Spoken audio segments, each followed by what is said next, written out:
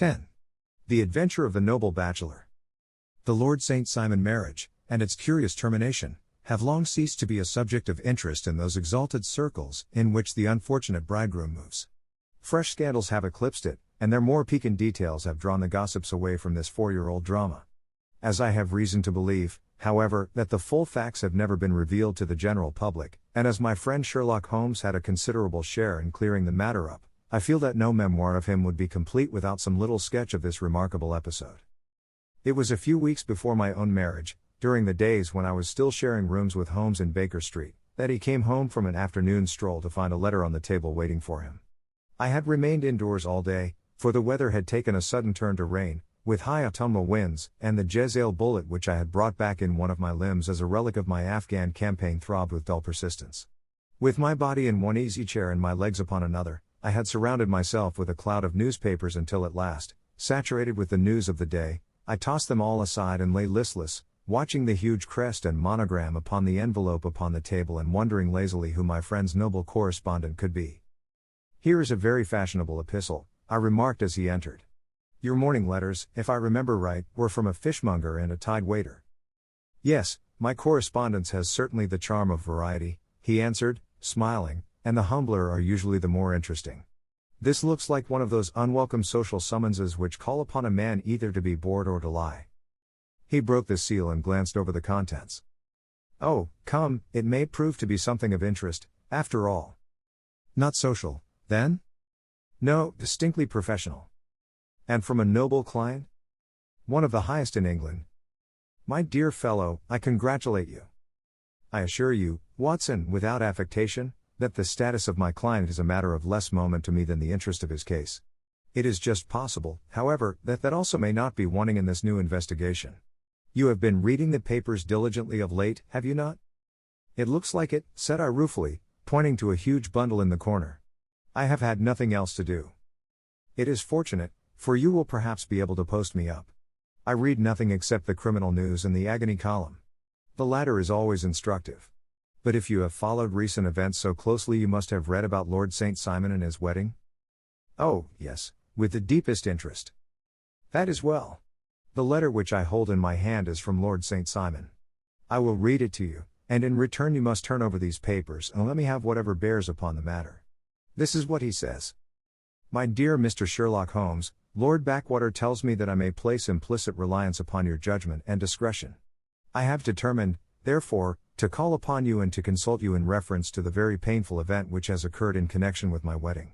Mr. Lestrade, of Scotland Yard, is acting already in the matter, but he assures me that he sees no objection to your cooperation, and that he even thinks that it might be of some assistance.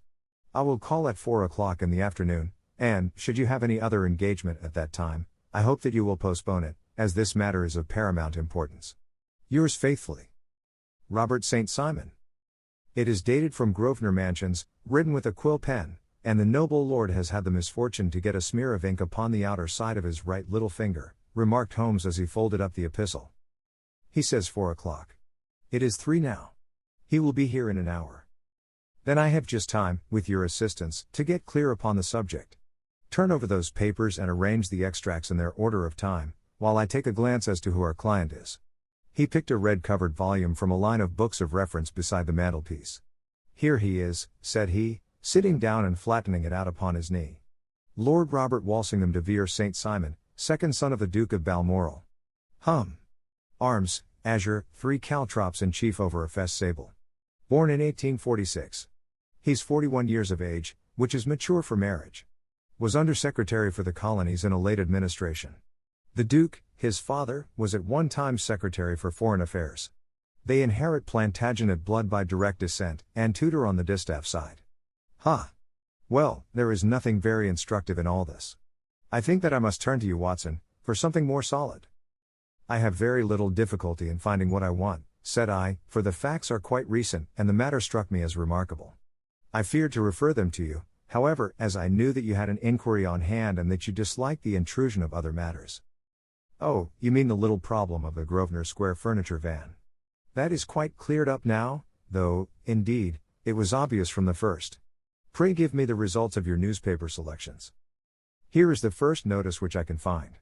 It is in the personal column of the Morning Post, and dates, as you see, some weeks back, a marriage has been arranged, it says, and will, if rumor is correct, very shortly take place, between Lord Robert St. Simon, second son of the Duke of Balmoral, and Miss Hattie Duran, the only daughter of Aloysius Duran, Esquire, of San Francisco, California, USA. That is all. Terse and to the point, remarked Holmes, stretching his long, thin legs towards the fire. There was a paragraph amplifying this in one of the society papers of the same week. Ah, here it is. There will soon be a call for protection in the marriage market, for the present free trade principle appears to tell heavily against our home product. One by one the management of the noble houses of Great Britain is passing into the hands of our fair cousins from across the Atlantic. An important addition has been made during the last week to the list of the prizes which have been borne away by these charming invaders. Lord St. Simon, who has shown himself for over 20 years proof against the little god's arrows, has now definitely announced his approaching marriage with Miss Hattie Duran, the fascinating daughter of a California millionaire. Miss Duran, whose graceful figure and striking face attracted much attention at the Westbury House festivities, is an only child, and it is currently reported that her dowry will run to considerably over the 6 figures, with expectancies for the future. As it is an open secret that the Duke of Balmoral has been compelled to sell his pictures within the last few years, and as Lord St. Simon has no property of his own save the small estate of Birchmoor, it is obvious that the Californian heiress is not the only gainer by an alliance which will enable her to make the easy and common transition from a Republican lady to a British peeress. Anything else? Asked Holmes, yawning. Oh yes, plenty. Then there is another note in the Morning Post to say that the marriage would be an absolutely quiet one, that it would be at St. George's, Hanover Square, that only half a dozen intimate friends would be invited, and that the party would return to the furnished house at Lancaster Gate which has been taken by Mr. Aloysius Duran. 2 days later, that is, on Wednesday last, there is a curt announcement that the wedding had taken place, and that the honeymoon would be passed at Lord Backwater's place, near Petersfield. Those are all the notices which appeared before the disappearance of the bride. Before the what? Asked Holmes with a start. The vanishing of the lady. When did she vanish, then? At the wedding breakfast. Indeed. This is more interesting than it promised to be, quite dramatic, in fact. Yes, it struck me as being a little out of the common. They often vanish before the ceremony, and occasionally during the honeymoon, but I cannot call to mind anything quite so prompt as this. Pray let me have the details. I warn you that they are very incomplete. Perhaps we may make them less so. Such as they are set forth in a single article of a morning paper of yesterday, which I will read to you. It is headed, Singular Occurrence at a Fashionable Wedding. The family of Lord Robert St. Simon has been thrown into the greatest consternation by the strange and painful episodes which have taken place in connection with his wedding. The ceremony, as shortly announced in the papers of yesterday, occurred on the previous morning, but it is only now that it has been possible to confirm the strange rumors which have been so persistently floating about. In spite of the attempts of the friends to hush the matter up, so much public attention has now been drawn to it that no good purpose can be served by affecting to disregard what is a common subject for conversation. The ceremony, which was performed at St. George's, Hanover Square, was a very quiet one, no one being present save the father of the bride, Mr. Aloysius Duran, the Duchess of Balmoral, Lord Backwater, Lord Eustace and Lady Clara St. Simon, the younger brother and sister of the bridegroom, and Lady Alicia Whittington. The whole party proceeded afterwards to the house of Mr. Aloysius Duran, at Lancaster Gate, where breakfast had been prepared. It appears that some little trouble was caused by a woman, whose name has not been ascertained, who endeavored to force her way into the house after the bridal party, alleging that she had some claim upon Lord St. Simon. It was only after a painful and prolonged scene that she was ejected by the butler and the footman. The bride, who had fortunately entered the house before this unpleasant interruption, had sat down to breakfast with the rest, when she complained of a sudden indisposition and retired to her room.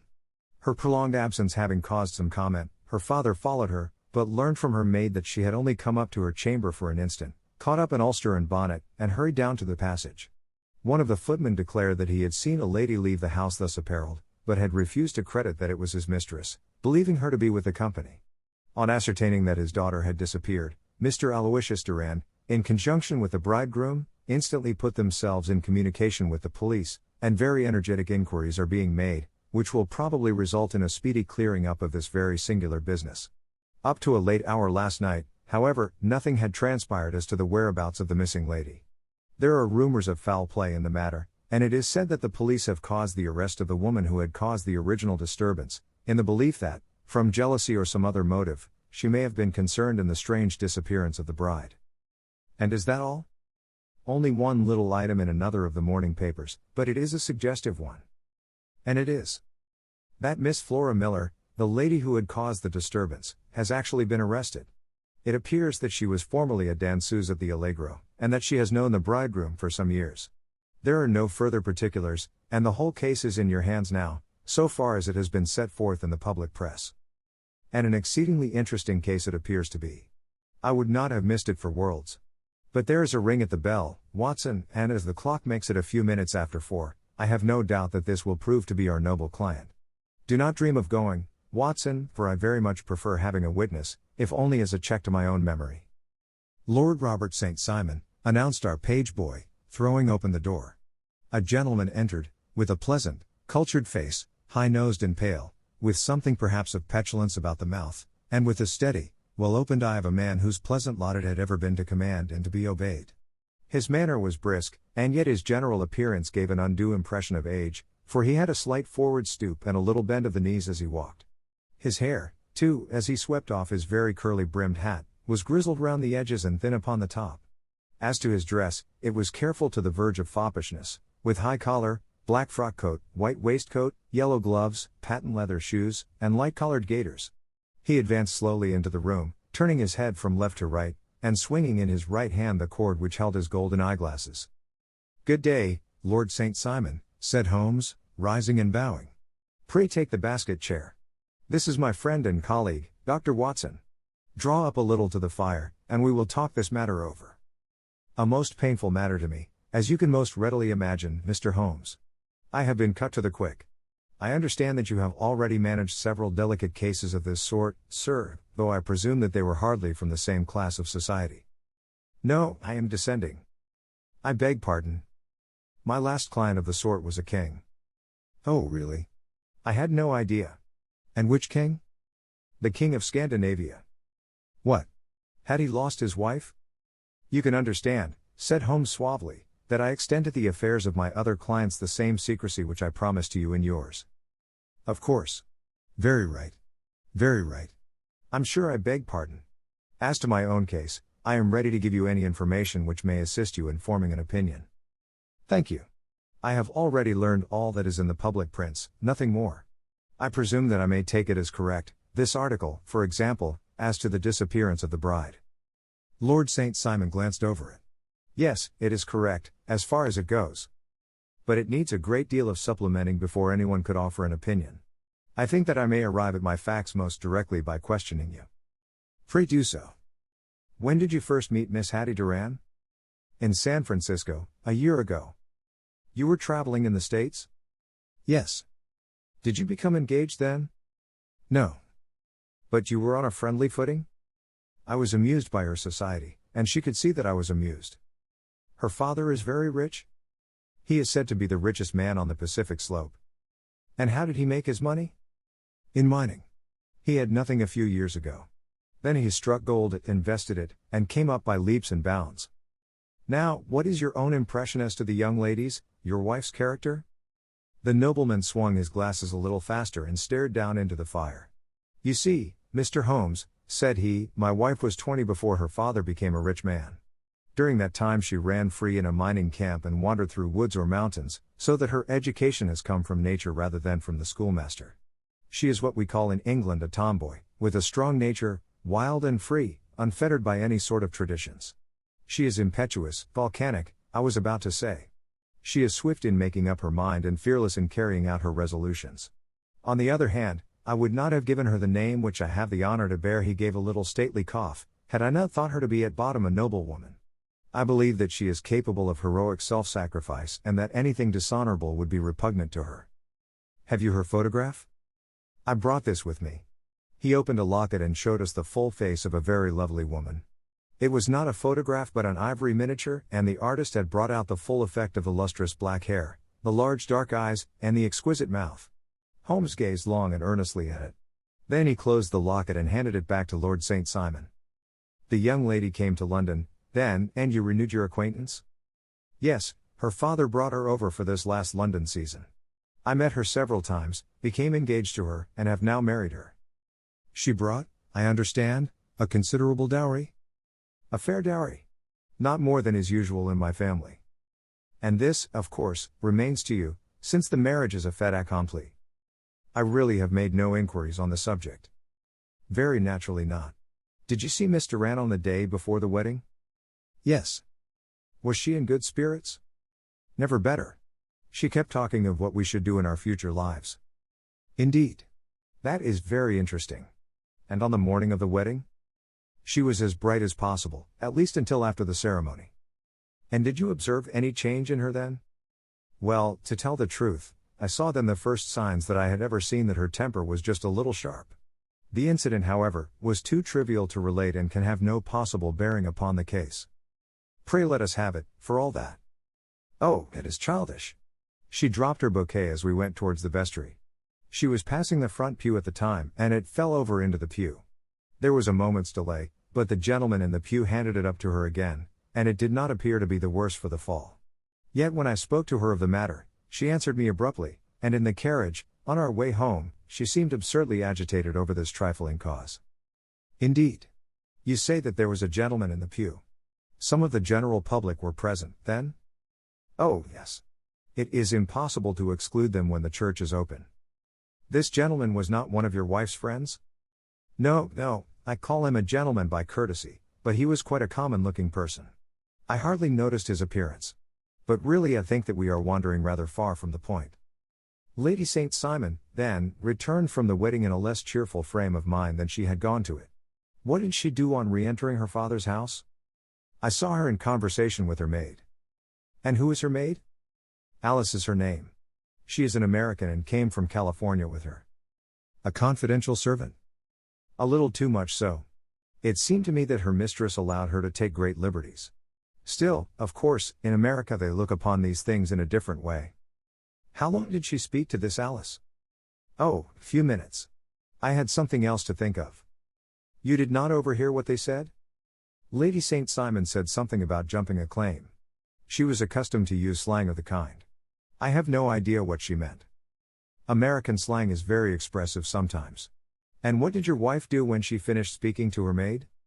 She walked into the breakfast room. On your arm? No, alone. She was very independent in little matters like that. Then, after we had sat down for 10 minutes or so, she rose hurriedly, muttered some words of apology, and left the room. She never came back. But this maid, Alice, as I understand, deposes that she went to her room, covered her bride's dress with a long ulster, put on a bonnet, and went out. Quite so. And she was afterward seen walking into Hyde Park in company with Flora Miller, a woman who is now in custody, and who had already made a disturbance at Mr. Durand's house that morning. Ah, yes. I should like a few particulars as to this young lady, and your relations to her. Lord St. Simon shrugged his shoulders and raised his eyebrows. We have been on a friendly footing for some years, I may say on a very friendly footing. She used to be at the Allegro. I have not treated her ungenerously, and she had no just cause of complaint against me, but you know what women are, Mr. Holmes. Flora was a dear little thing, but exceedingly hot-headed and devotedly attached to me. She wrote me dreadful letters when she heard that I was about to be married, and, to tell the truth, the reason why I had the marriage celebrated so quietly was that I feared lest there might be a scandal in the church. She came to Mr. Durand's door just after we returned, and she endeavored to push her way in, uttering very abusive expressions towards my wife, and even threatening her, but I had foreseen the possibility of something of the sort, and I had 2 police fellows there in private clothes, who soon pushed her out again. She was quiet when she saw that there was no good in making a row. Did your wife hear all this? No, thank goodness, she did not. And she was seen walking with this very woman afterwards? Yes. That is what Mr. Lestrade, of Scotland Yard, looks upon as so serious. It is thought that Flora decoyed my wife out and laid some terrible trap for her. Well, it is a possible supposition. You think so, too? I did not say a probable one. But you do not yourself look upon this as likely? I do not think Flora would hurt a fly. Still, jealousy is a strange transformer of characters. Pray, what is your own theory as to what took place? Well, really, I came to seek a theory, not to propound one. I have given you all the facts. Since you ask me, however, I may say that it has occurred to me as possible that the excitement of this affair, the consciousness that she had made so immense a social stride, had the effect of causing some little nervous disturbance in my wife. In short, that she had become suddenly deranged? Well, really, when I consider that she has turned her back, I will not say upon me, but upon so much that many have aspired to without success, I can hardly explain it in any other fashion. Well, certainly that is also a conceivable hypothesis, said Holmes, smiling. And now, Lord St. Simon, I think that I have nearly all my data. May I ask whether you were seated at the breakfast table so that you could see out of the window?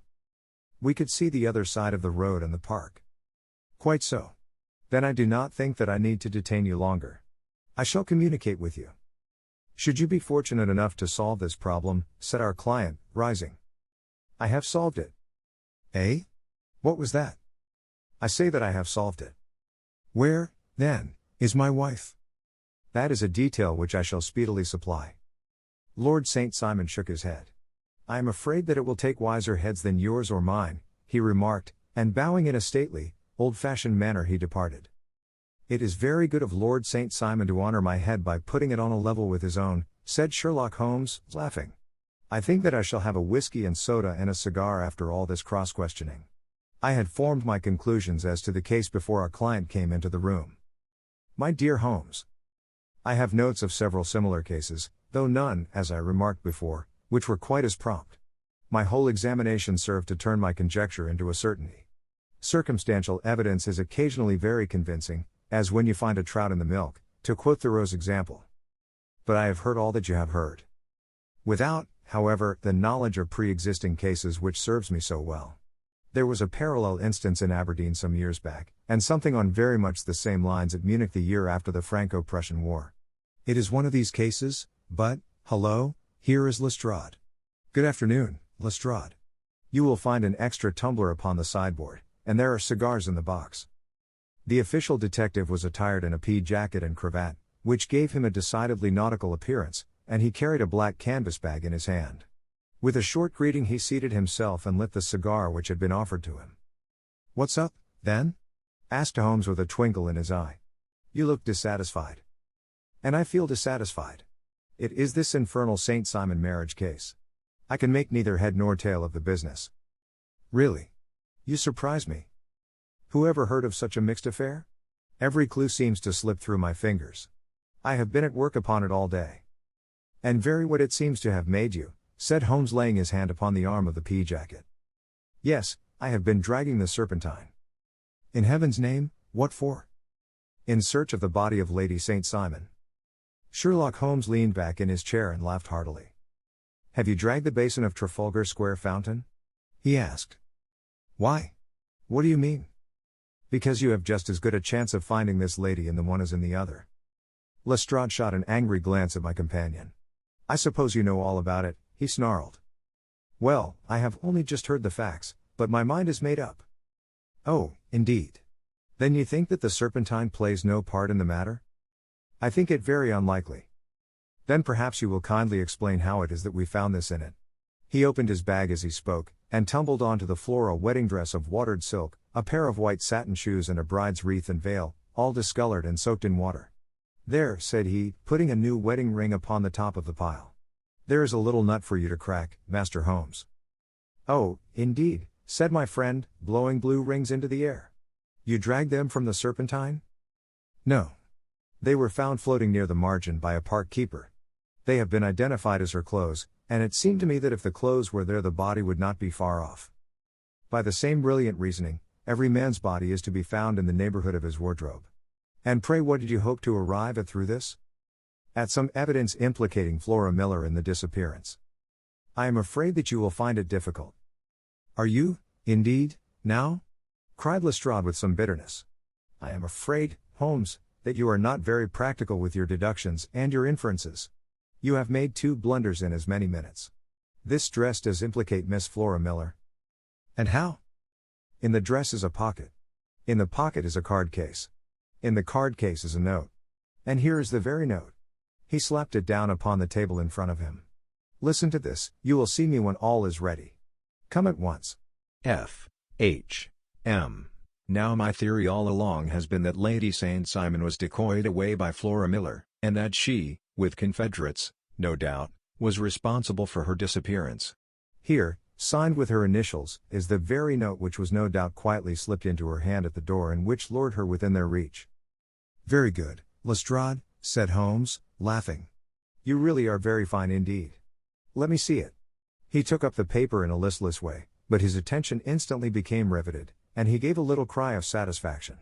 This is indeed important, said he. Ha! You find it so?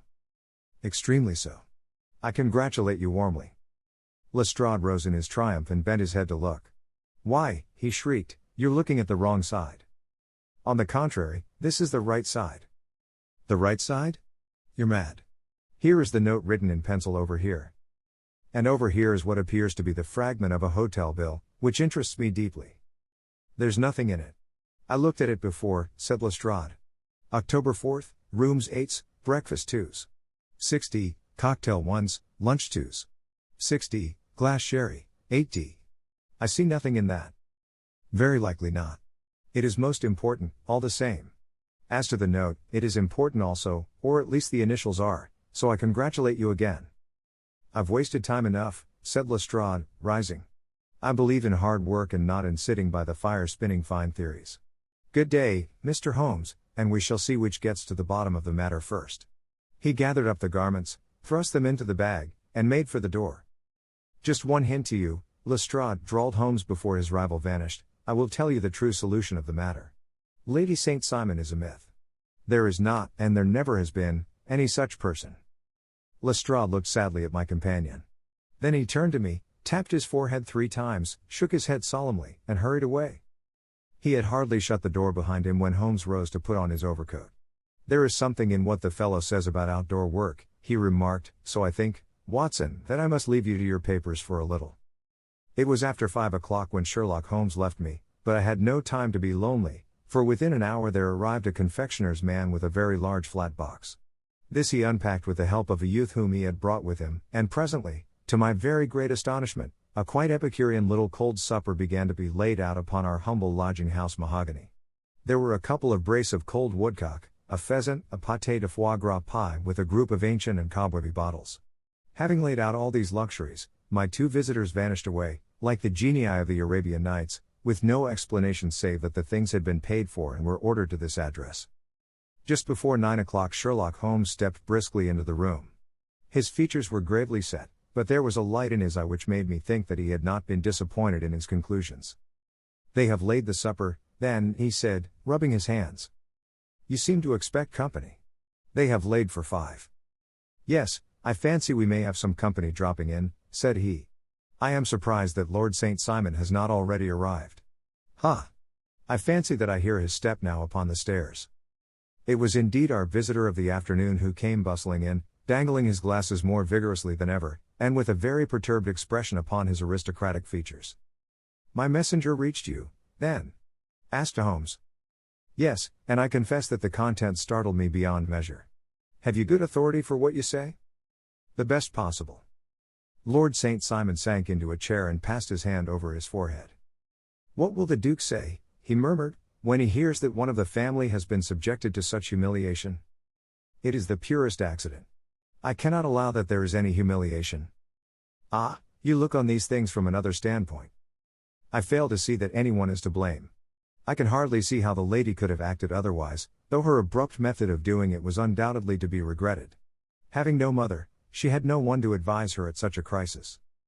It was a slight, sir, a public slight, said Lord St. Simon, tapping his fingers upon the table. You must make allowance for this poor girl, placed in so unprecedented a position. I will make no allowance. I am very angry indeed, and I have been shamefully used. I think that I heard a ring, said Holmes. Yes, there are steps on the landing. If I cannot persuade you to take a lenient view of the matter, Lord St. Simon, I have brought an advocate here who may be more successful. He opened the door and ushered in a lady and gentleman. Lord St. Simon, said he, allow me to introduce you to Mr. and Mrs. Francis Hay Moulton.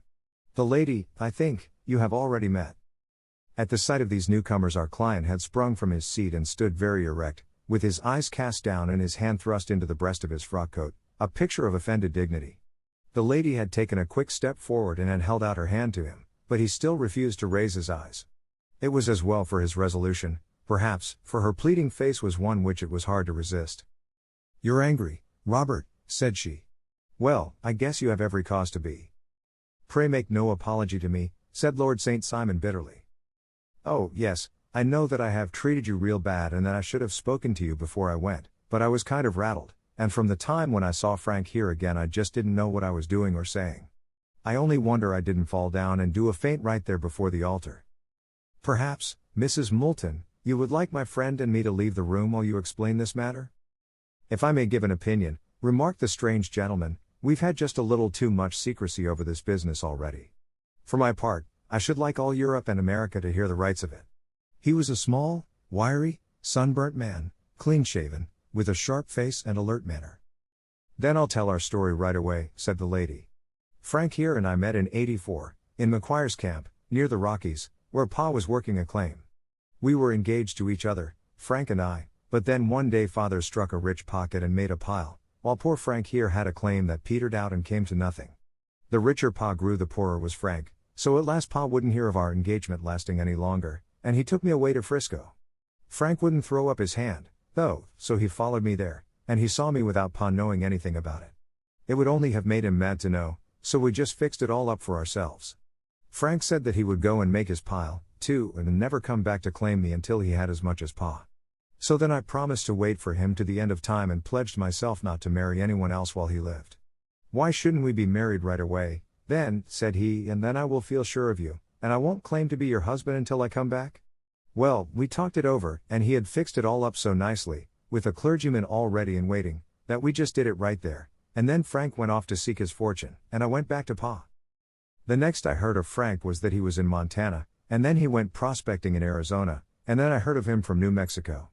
After that came a long newspaper story about how a miners' camp had been attacked by Apache Indians, and there was my Frank's name among the killed. I fainted dead away, and I was very sick for months after. Pa thought I had a decline and took me to half the doctors in Frisco. Not a word of news came for a year and more, so that I never doubted that Frank was really dead. Then Lord St. Simon came to Frisco, and we came to London, and a marriage was arranged, and Pa was very pleased, but I felt all the time that no man on this earth would ever take the place in my heart that had been given to my poor Frank. Still, if I had married Lord St. Simon, of course I'd have done my duty by him. We can't command our love, but we can our actions. I went to the altar with him with the intention to make him just as good a wife as it was in me to be. But you may imagine what I felt when, just as I came to the altar rails, I glanced back and saw Frank standing and looking at me out of the first pew. I thought it was his ghost at first, but when I looked again there he was still, with a kind of question in his eyes, as if to ask me whether I were glad or sorry to see him. I wonder I didn't drop. I know that everything was turning round, and the words of the clergyman were just like the buzz of a bee in my ear. I didn't know what to do. Should I stop the service and make a scene in the church? I glanced at him again, and he seemed to know what I was thinking, for he raised his finger to his lips to tell me to be still. Then I saw him scribble on a piece of paper, and I knew that he was writing me a note. As I passed his pew on the way out I dropped my bouquet over to him, and he slipped the note into my hand when he returned me the flowers. It was only a line asking me to join him when he made the sign to me to do so. Of course I never doubted for a moment that my first duty was now to him, and I determined to do just whatever he might direct. When I got back I told my maid, who had known him in California, and had always been his friend. I ordered her to say nothing, but to get a few things packed and my ulster ready. I know I ought to have spoken to Lord St. Simon, but it was dreadful hard before his mother and all those great people. I just made up my mind to run away and explain afterwards. I hadn't been at the table 10 minutes before I saw Frank out of the window at the other side of the road. He beckoned to me and then began walking into the park. I slipped out, put on my things, and followed him. Some woman came talking something or other about Lord St. Simon to me, seemed to me from the little I heard as if he had a little secret of his own before marriage also, but I managed to get away from her and soon overtook Frank. We got into a cab together, and away we drove to some lodgings he had taken in Gordon Square, and that was my true wedding after all those years of waiting. Frank had been a prisoner among the Apaches, had escaped, came on to Frisco, found that I had given him up for dead and had gone to England, followed me there, and had come upon me at last on the very morning of my second wedding. I saw it in a paper, explained the American. It gave the name and the church but not where the lady lived. Then we had a talk as to what we should do, and Frank was all for openness, but I was so ashamed of it all that I felt as if I should like to vanish away and never see any of them again, just sending a line to Pa, perhaps, to show him that I was alive.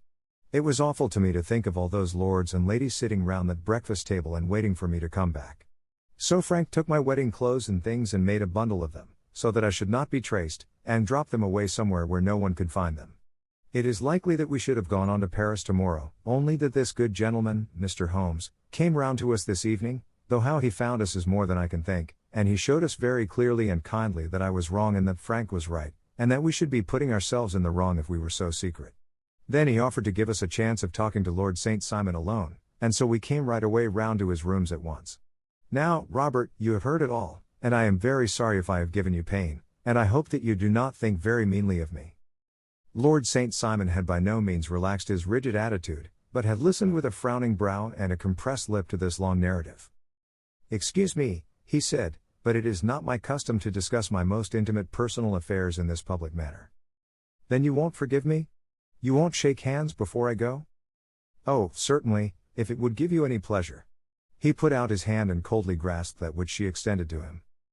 "I had hoped," suggested Holmes, "that you would have joined us in a friendly supper." "I think that there you ask a little too much," responded his lordship. "I may be forced to acquiesce in these recent developments, but I can hardly be expected to make merry over them. I think that with your permission I will now wish you all a very good night." He included us all in a sweeping bow and stalked out of the room. "Then I trust that you at least will honor me with your company," said Sherlock Holmes. "It is always a joy to meet an American, Mr. Moulton, for I am one of those who believe that the folly of a monarch and the blundering of a minister in far-gone years will not prevent our children from being some day citizens of the same worldwide country under a flag which shall be a quartering of the Union Jack with the stars and stripes." "The case has been an interesting one," remarked Holmes when our visitors had left us, "because it serves to show very clearly how simple the explanation may be of an affair which at first sight seems to be almost inexplicable. Nothing could be more natural than the sequence of events as narrated by this lady, and nothing stranger than the result when viewed, for instance, by Mr. Lestrade of Scotland Yard." "You were not yourself at fault at all, then?"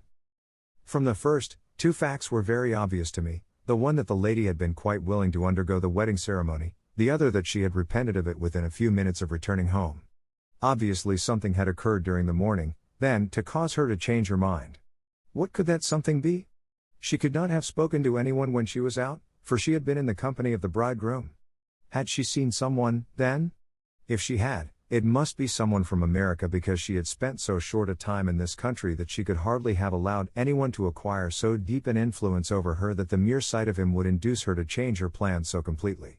You see, we have already arrived, by a process of exclusion, at the idea that she might have seen an American. Then who could this American be, and why should he possess so much influence over her? It might be a lover, it might be a husband. Her young womanhood had, I knew, been spent in rough scenes and under strange conditions. So far I had got before I ever heard Lord St. Simon's narrative. When he told us of a man in a pew, of the change in the bride's manner, of so transparent a device for obtaining a note as the dropping of a bouquet, of her resort to her confidential maid, and of her very significant allusion to claim jumping, which in miners' parlance means taking possession of that which another person has a prior claim to, the whole situation became absolutely clear. She had gone off with a man, and the man was either a lover or was a previous husband, the chances being in favor of the latter. And how in the world did you find them? It might have been difficult, but friend Lestrade held information in his hands the value of which he did not himself know. The initials were, of course, of the highest importance, but more valuable still was it to know that within a week he had settled his bill at one of the most select London hotels. How did you deduce the select? By the select prices. 8 shillings for a bed and 8 pence for a glass of sherry pointed to one of the most expensive hotels. There are not many in London which charge at that rate. In the second one, which I visited in Northumberland Avenue, I learned by an inspection of the book that Francis H. Moulton, an American gentleman, had left only the day before, and on looking over the entries against him, I came upon the very items which I had seen in the duplicate bill. His letters were to be forwarded to 226 Gordon Square, so thither I travelled, and being fortunate enough to find the loving couple at home, I ventured to give them some paternal advice and to point out to them that it would be better in every way that they should make their position a little clearer both to the general public and to Lord St. Simon in particular. I invited them to meet him here, and, as you see, I made him keep the appointment. But with no very good result, I remarked. His conduct was certainly not very gracious. "Ah, Watson," said Holmes, smiling, "perhaps you would not be very gracious either, if, after all the trouble of wooing and wedding, You found yourself deprived in an instant of wife and of fortune. I think that we may judge Lord St. Simon very mercifully and thank our stars that we are never likely to find ourselves in the same position. Draw your chair up and hand me my violin, for the only problem we have still to solve is how to while away these bleak autumnal evenings.